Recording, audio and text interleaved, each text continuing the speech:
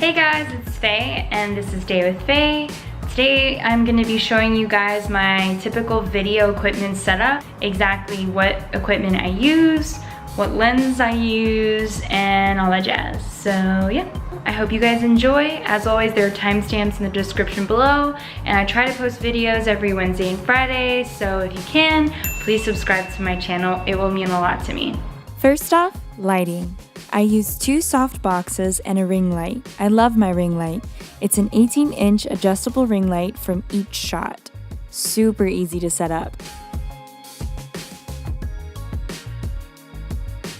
So when I was filming this video, my 2 soft boxes, one of them broke, so I had to stop. So I actually bought 2 new ones, and I'm gonna unbox them now and see how they work. Honestly, work your way up with lighting. Start with natural lighting near a window, then a ring light, and then the soft boxes. My new soft boxes are much better than the ones I used to have and are much sturdier. These are from Proxel.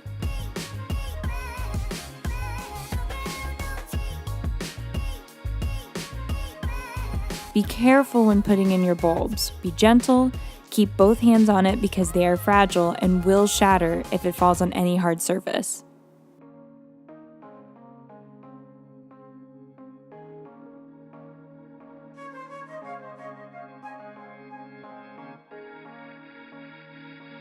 Next, tripod. I have a 72-inch Ravelli tripod. Tripods are pretty standard for any YouTube setup. Worst case, you can prop up your camera on a set of books or on your furniture. Make sure to twist on your mount correctly so it doesn't jiggle. Next, my mic. I invested in a Rode Video Mic Pro. I still have been toggling with the settings on it, but this is what I've been doing recently.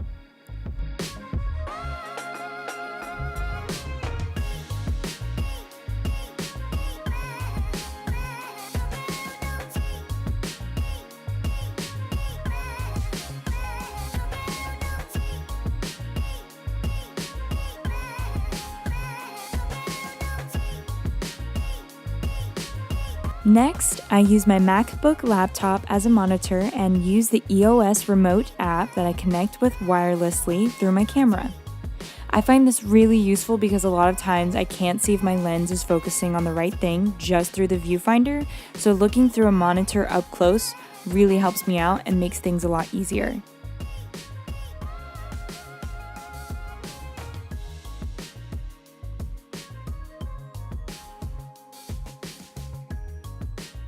I know one part of setting up getting ready for YouTube that's really expensive is your camera body and the lenses. I think if you have to splurge on camera body versus lens, definitely go for the lenses. I think the lenses is where you get more bang for your buck.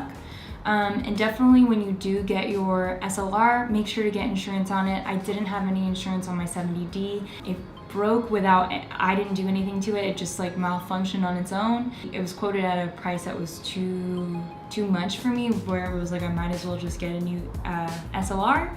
So definitely do that. Learn from my mistakes, please. I wanted to compare the lenses for you guys. Right now, what I typically use is my Sigma Art lens. It's a Sigma Art, I believe, 35mm. So I'm gonna show it at the lowest aperture because I know a lot of people like the lower the aperture, like the more blurry the background gets. Sometimes I do that, sometimes I don't. I usually like crispness and I focus on that a little bit more, but I know that that's what people really want, so I'm gonna put this at its lowest aperture, at the lowest like f-stop number. And I also want to side here that I had all of this like photography equipment before I started doing YouTube. I actually did graduation photography on the side. That was my side business while I was in college, so that's why I have all these lenses, and that's how I paid off getting my lenses. So yeah. Wow, I actually really do like the look of this. I think I'm gonna do this more in the future. You see how like my whole body is blurry? And even kind of my hand. So yeah, the lower your aperture, the lower your f-stop number, the blurrier it gets in your background. Obviously you're gonna have to adjust the other parameters. But yeah, so this is the lowest it can get, which is 1.4, which is really, really good. I actually think I might be doing this in more videos. But the video that I just shot, I didn't do it this way. But I think I'm gonna do this in the future. So So yeah, I'm gonna show you guys on my standard kit lens and also kind of like a portrait fixed lens as well, so you can see how it compares. It's on the inexpensive sides, but like inexpensive in quotes because you're still dropping more than $100, but obviously it's less expensive than the Sigma Art 35mm. So yeah.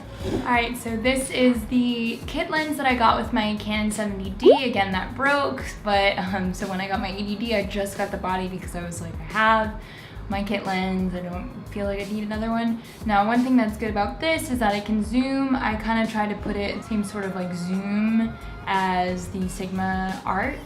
So this one, the lowest the aperture can go is 4.5. So again, as you can see, there's not a lot of blurriness behind me, but it's still really good. It's still pretty crisp. So yeah, let's see how it compares to the Sigma.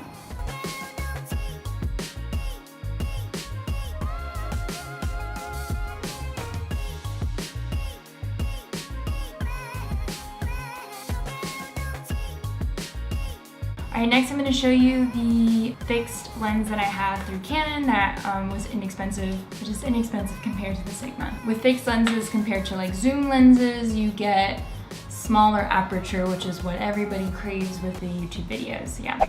So lastly, this is my Canon 50mm and it goes all the way down to an aperture of 1.8, which is really good. I believe the Sigma Art was 1.4, so it's really good. I think that this is a good lens if you're on a budget. You still want to get that nice like blurry bokeh background. Definitely don't put yourself in the red, like work your way up. That's one thing that I've always done. I've done that across all my photography. When I first started doing my graduation photography business, that is what I did. And yeah, the one thing that compared to this one is that it's more zoomed in because it's 50mm versus 35mm. Let's compare to the footage.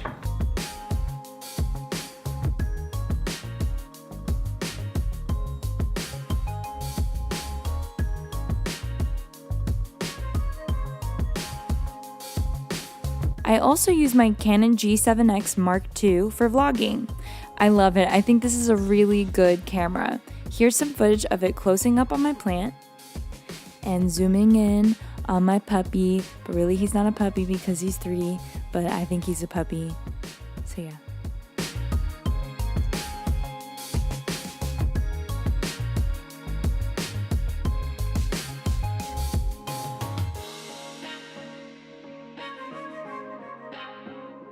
I also have other lenses. I have my wide angle lens, which I use for my apartment tour. But for the most part, if you're doing something that's like stationary like this, you're not gonna need a wide angle lens because it kind of distorts a lot of reality and makes you not look as flattering because it's mainly for places. I think wide angle lens is good for like house tours, apartment tours. I think it's good for scenery and stuff like that. I also have a telephoto lens, which I have not used once for DayWithPhae yet.